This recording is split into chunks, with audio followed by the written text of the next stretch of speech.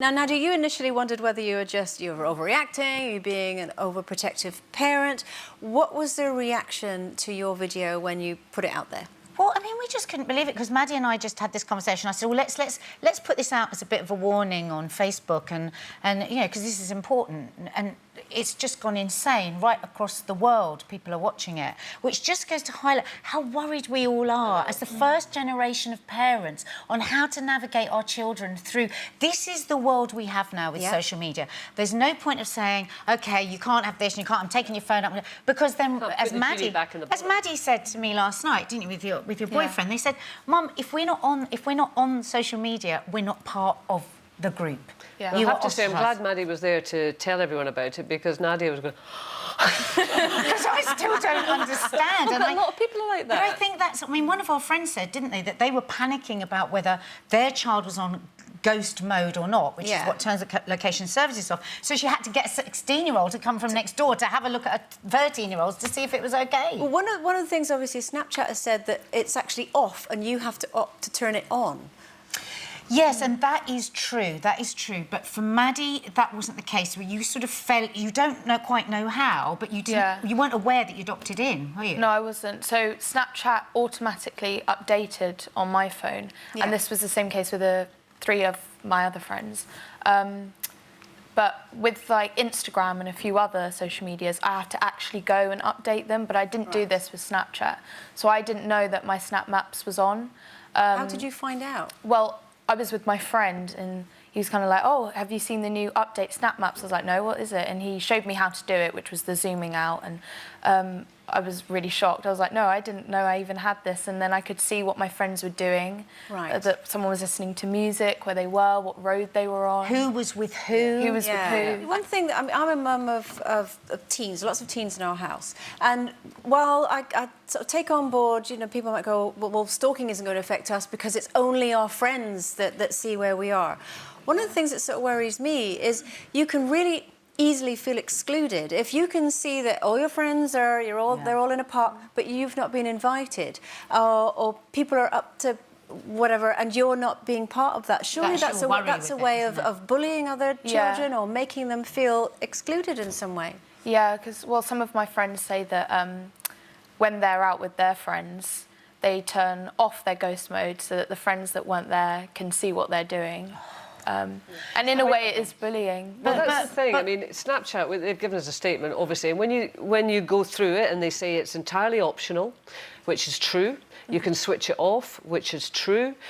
They also say that, you know, it is friends and you have to add a friend. You have to take a conscious decision to add a friend. So all of those things are true.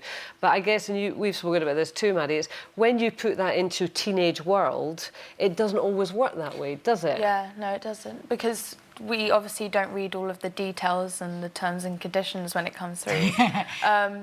So, you know, we didn't really know all of the facts and the details to Snap Maps. Well, that's what your boyfriend said, wasn't it? He said, oh, yeah, I got a request, do you want to opt in? And it just all sounded great, you know. And we spent the night, didn't we, the evening the other night, looking up for friends, and we were able to pinpoint exactly where they were. Now, the thing that worries me about this, and Maddie has said that she worries about her friends, so Snapchat will say, but it's only your friends that have this information. Now, we all know that our kids today have got a very weird idea of what a friend is. You know, one of Maddie's friends has 1,000 friends on her Snapchat, right? So how many of those 1,000 people does she know? And they can all find out exactly where she is and have a jolly good guess of what she's doing. For me, that feels too precarious. Well, the thing that you said, that I thought was really interesting when we were speaking earlier in terms of teenage behaviour. You were worried about it kind of encouraging control. Yeah. It's so lovely having a teen here, because we're always talking, tell us what it's like to be a teen dealing with this. Yeah, I think, and a few other of my friends think that it can make friendship groups quite controlling. And say, like, sometimes when my friends say, oh, can we hang out? Maybe I'm a bit tired and I don't really fancy going out, and I'll say, oh, I'm busy doing something. And if I didn't know that I had Snap Maps and my ghost mode was off, then they would see that that's not what I was doing and I was at home. It's like tracking down on what you're doing. And Maddie was always saying, almost as well, she was saying to me that this screenshotting, where kids are screenshotting photos off different apps, isn't it? And then her heart absolutely sinks, because then she knows that that photo is being passed round to everybody, and it's never for a good reason. Yeah, it's because, and you had this, didn't you? This bullying with an old friendship group, and they were doing that, and it's just heartbreaking. Because you can screenshot on anything, you know, anything on your phone you can screenshot, but on Snapchat it records when someone has screenshotted something on your story, or if you're having a private chat with them.